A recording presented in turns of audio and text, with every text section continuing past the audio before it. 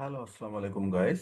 আজকে আমি আপনাদের কাছে স্ট্যাটিস্টিক্সের একটা গুরুত্বপূর্ণ বিষয়, সেটা হলো হাইপোথিসিস টেস্টিং। এই বিষয়টা আপনাদের কাছে একটু ক্লিয়ার করব যে হাইপোথিসিস টেস্টিং এ আমরা আসলে কি করি। সো হাইপোথিসিস মানে কিন্তু অনুমান। সো আমরা যখন একটা পপুলেশন, এখানে পপুলেশনে আননোন সংখ্যক একটা ভ্যালু আছে, আননোন। সো এখান থেকে আমরা সাপোজ একটা স্যাম্পল নিলাম, এরকম একটা, তার সাইজ আমরা ধরলাম এন। তার মানে আমরা এই এন এন সাইজের একটা স্যাম্পল নিলাম। সো আমরা আগে একটা জিনিস বুঝি, যে আমরা কিন্তু জানি যে ডেটা ট্রান্সফরমেশন বলে একটা টপিক আছে, যেখানে কিন্তু জেড ট্রান্সফরমেশন ব্যবহার করা হয়। এটা জেড কিন্তু আসলে মানে স্ট্যান্ডার্ড নর্মাল বলা হয়। এটা একটা স্ট্যান্ডার্ড নর্মাল ডিস্ট্রিবিউশন, যার মেন হলো 0 আর ভেরিয়েন্স হলো 1। এটাকে আমরা সাধারণত এভাবে লিখি। তো এটা আমরা কিভাবে কনভার্ট করি? আমরা যখন প্রতিটা ভেরিয়েবলকে তার মিন, প্রতিটা ভেরিয়েবল থেকে তার মিন বিয়োগ দেই এবং সেটাকে তার স্ট্যান্ডার্ড ডেভিয়েশন দিয়ে ভাগ দিই। মানে আমরা যদি আমাদের যদি ভেরিয়েবলের ভ্যালু হয় 1, 3, 5, তাহলে কিন্তু আমাদের কিন্তু এখানে কিন্তু একটা জিনিস বোঝা যাচ্ছে যে আমাদের মিনটা কিন্তু 3 এখানে, এবং স্ট্যান্ডার্ড ডেভিয়েশন 2। তাহলে আমরা এটাকে জেড জেড ট্রান্সফরমেশন কি করব? আমাদের ওয়ানের জন্য ভ্যালু আসবে 1-3/2। তাহলে 1-3/2 হবে হলো -1। তারপরে আমরা যদি জেড 2 এর জন্য করি 3-3/2, এটা এটা এটা হবে 0। এবং 5 কে যদি আমরা করি 5-3/2 হবে হলো +1। তাহলে এখানে কিন্তু আমরা দেখতে পাচ্তেছি আমাদের মিন মিন হয়ে গেছে 0, এবং মিনের থেকে এগুলার পার্থক্য দেখেন, গড় পার্থক্য কিন্তু 1। তার মানে স্ট্যান্ডার্ড ডেভিয়েশন হয়ে গেছে 1। তাহলে আমরা এভাবে একটা ভেরিয়েবলকে আমরা জেড ট্রান্সফরমেশন করতে পারি। সো আমরা যে কোনো ভেরিয়েবলকে যদি জেড ট্রান্সফরমেশন করি, তার মিন হয়ে যাবে 1 এবং স্ট্যান্ডার্ড ডেভিয়েশন, নাকি মিন হয়ে যাবে 0 এবং স্ট্যান্ডার্ড ডেভিয়েশন হবে 1।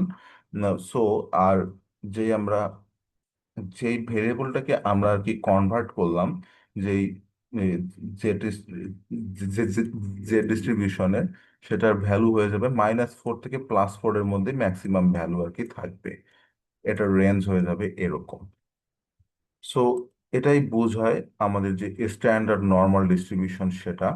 তো আমরা যখন এন সংখ্যক স্যাম্পল একটা, মানে একটা পপুলেশন থেকে এন এন এন সাইজের আমরা একটা স্যাম্পল নেই, তাহলে আমরা কিন্তু এই এন সাইজের স্যাম্পল বারংবার নিতে পারি। মানে আমরা ধরলাম যে এন সাইজের আমরা 100টা স্যাম্পলও কিন্তু নিতে পারি। তো 100টা স্যাম্পলের প্রতিটারই যদি আমরা মিন মিন দেখি, x1 বার, x2 বার, এভাবে প্রতিটার মিন কিন্তু আমরা ক্যালকুলেট করে আমরা কিন্তু x100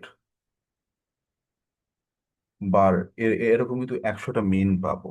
তো তাদের একটা কিন্তু নর্মাল ডিস্ট্রিবিউশন থাকবে, যে এই এই যে স্যাম্পলের যে এতগুলা মিন, যে মানে 100টা স্যাম্পল থেকে যে আমরা 100টা মিন পাইলাম, তাদের যে ডিস্ট্রিবিউশনটা হবে সেটা হলো কি কি বল, সেন্ট্রাল লিমিট থিওরি অনুযায়ী সেটা কিন্তু একটা, আহ, সেটা হয়ে যাবে একটা নর্মাল ডিস্ট্রিবিউশন।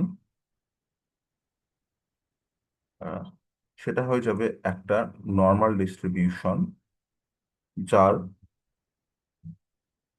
মিনটা থাকবে মিউ। মানে আমাদের যে এই পপুলেশনের যে মিন, আমরা যে মিনটাকে আসলে হাইপোথিসিস হিসেবে ধরতেছি। তো আমরা ধরে নিচ্ছি যে এই ডিস্ট্রিবিউশনটার মিন হবে মিউ, এবং স্ট্যান্ডার্ড ডেভিয়েশন কি কি হবে? এই যে আপনাদের যে এখানে যদি আমরা ধরে নিলাম যে এটার স্ট্যান্ডার্ড ডেভিয়েশন হবে সিগমা, মানে এই পপুলেশনের, তো এই এই এই ডিস্ট্রিবিউশনের স্ট্যান্ডার্ড ডেভিয়েশনটা হবে হলো সিগমা বাই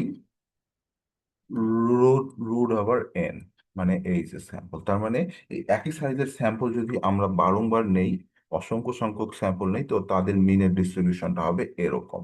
সেই মিনের ডিস্ট্রিবিউশনের মিনটা হবে হলো আমাদের পপুলেশন মিন, এবং স্ট্যান্ডার্ড ডেভিয়েশনটা হবে পপুলেশন স্ট্যান্ডার্ড ডেভিয়েশন ভাগ রুট ওভার এন।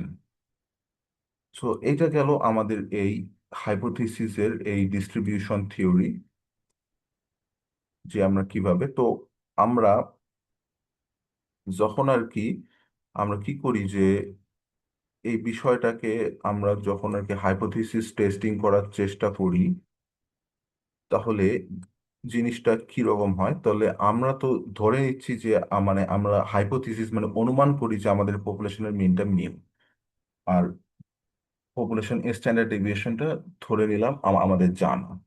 তাহলে আমরা যখন এন সংখ্যক স্যাম্পল নিব, আমরা এইটা অনুমান করব যে আমাদের এই যে না, এখানে আইটা না দিই, আমাদের স্যাম্পলের যে মিনটা হলো সেইটা সমান হলো আমাদের অনুমান করা পপুলেশন মিন, এই দুইটা সমান হবে। তো এই দুইটা সমান কিনা সেইটাই আমরা আসলে এই হাইপোথিসিস টেস্টিং এর মাধ্যমে দেখি। তাহলে H1 এখানে, না, H1 না, সরি, এখানে H0, H0টা হলো আমাদের, আমরা ধরে নিলাম যে আমাদের স্যাম্পল মিনটা পপুলেশন মিনের সমান, এটা হলো H0। আর H1 মানে অল্টারনেটিভ হাইপোথিসিসটা হলো আমাদের স্যাম্পল মিনটা পপুলেশন মিনের সমান না। তো এখানে যদি আমরা যদি আগেই বুঝতে পারি যে এটা কিন্তু, এই ক্ষেত্রে কিন্তু টেস্টটা হবে হলো কি, two tail test. Two tailed test. কেন টু টেইল টেস্ট হবে সেটা আমি আপনাদের একটু দেখাই নিই। সো আমরা যেহেতু একটা কাজ এখানে করলাম যে আমরা কিন্তু ধরে নিছি আমাদের পপুলেশন মিনটা। সো আমাদের এখন আমাদের যে স্যাম্পল, আমরা যে এন সাইজের স্যাম্পল নিছি, এন সাইজের স্যাম্পলের ক্ষেত্রে আমরা এখন কিন্তু ধরে, মানে আমরা কিন্তু বুঝতে পারি যে তাহলে এইটা হয়ে যাবে আমাদের অ্যাজাম্পশন, যে আমাদের যেহেতু আমরা পপুলেশন মিনটা অনুমান করছি, যদি আমাদের অনুমান সত্যি হয়, তাহলে আমাদের স্যাম্পল মিনটা, স্যাম্পল মিনের যে ডিস্ট্রিবিউশন, মানে একই সাইজের যদি আমরা অনেকগুলো স্যাম্পল নিই, তার মিনের যে ডিস্ট্রিবিউশনটা হবে, সেই সেই ডিস্ট্রিবিউশনের মিনটা হবে হলো মিউ, এবং স্ট্যান্ডার্ড ডেভিয়েশন হবে হবে হলো population standard deviation by root over N.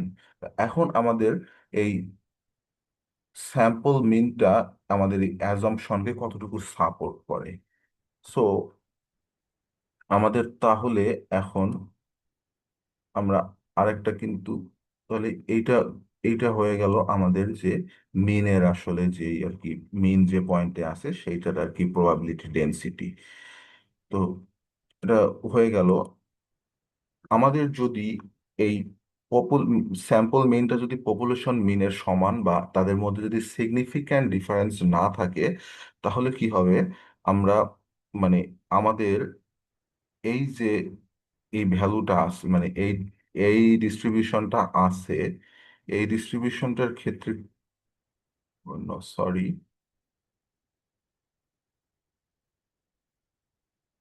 আমাদের যে এই যে ডিস্ট্রিবিউশনটা থাকলো, এই ডিস্ট্রিবিউশনের মধ্যে, মানে এই ডিস্ট্রিবিউশনের এইখান থেকে আমরা যদি এখানে দেখি, এটার এটার ভ্যালু যদি আমরা যে কোনো একটা ভ্যালু এখান থেকে, আমাদের ভ্যালু আমরা ধরলাম I1 থেকে I2, তাহলে আমাদের ভ্যালুটা যদি এর মধ্যে থাকে, তাহলে আমরা ধরে নিব যে হ্যাঁ আমাদের পপুলেশন মিন আর আমাদের যে স্যাম্পল মিন সেটা সিগনিফিক্যান্টলি ডিফার করে না।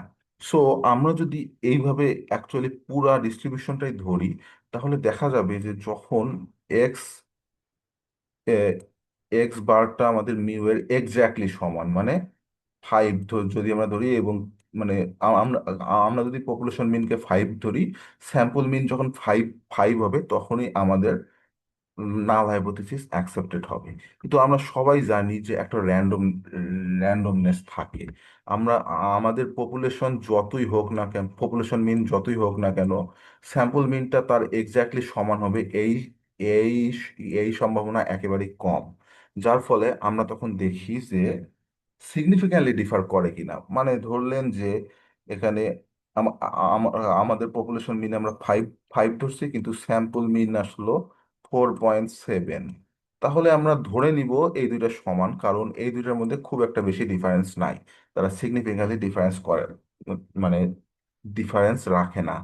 তো এই যে ছোট মার্জিন হলে আমরা এই বিষয়টাকে যে এই ডিস্টেন্সটাকে যে ইগনোর করি, এরও একটা মার্জিন ঠিক করে দেওয়া আছে। কিভাবে ঠিক করে দেওয়া আছে? 5% সিগনিফিক্যান্স লেভেলের মাধ্যমে। 5% সিগনিফিক্যান্স লেভেল, যেটাকে আমরা কিন্তু আলফা বলে থাকি। আচ্ছা, আলফা, যেটাকে আমরা বলে থাকি হলো আলফা। সো 5% সিগনিফিক্যান্স লেভেল, এটা এখন মানে যদি আমরা 5% মানে সিগনিফিক্যান্স লেভেলে এই জিনিসটা যখন আমরা ধরবো, তখন এই মানে এক্স বারটা যদি মিউ এর থেকে 5%-এর বেশি ভ্যারাই না করে, তাহলে আমরা তখন ধরে নিব যে এই দুইটা সমান, আমাদের নাল নাল হাইপোথিসিস ট্রু বা অ্যাকসেপ্টেড। তো এটা গেল। তা এখানে এখন আমরা এই বিষয়টাকে কিভাবে আমরা 5% লেভেল অফ সিগনিফিকেন্সে ধরতে পারি? এখানে আমরা ধরতে পারি যে আমাদের এই যে ডেটাটা যে আপনার এই যে 100% পোর্শন যদি হয় আমাদের যে প্রবাবিলিটি ডিস্ট্রিবিউশন, তাহলে এদিকে যদি আমরা 2.5% দিই, এদিকে আমরা দিলাম 2.5%, তাহলে আমাদের এক্স মানে মানে এক্স এর ভ্যালুটা যদি আমাদের এই যে মানে পপুলেশন মিনের এক্স এক্স বারের ভ্যালুটা যদি পপুলেশন মিনের এই যে এই রেঞ্জের মধ্যে থাকে, মানে পপুলেশন মিন যদি এইটা হয়, আর আর এক্স বারের মিনটা দেখা গেল যে এই যে এই রেঞ্জটা আছে এই রেঞ্জের মধ্যে হয়, তাহলে আমরা ধরবো নাল হাইপোথিসিস অ্যাকসেপ্টেড। তার মানে তারা সিগনিফিক্যান্টলি ডিফার করে না। কিন্তু যদি এটা বাই চান্স এদিকে চলে যায়, তাহলে আমরা বলবো আমাদের স্যাম্পল মিনটা পপুলেশন মিনের থেকে বড়। আর যদি এদিকে চলে যায়, তাহলে আমরা বলবো যে স্যাম্পল মিনটা পপুলেশন মিনের থেকে ছোট। তো এরকম হলো আমাদের বিষয়টা।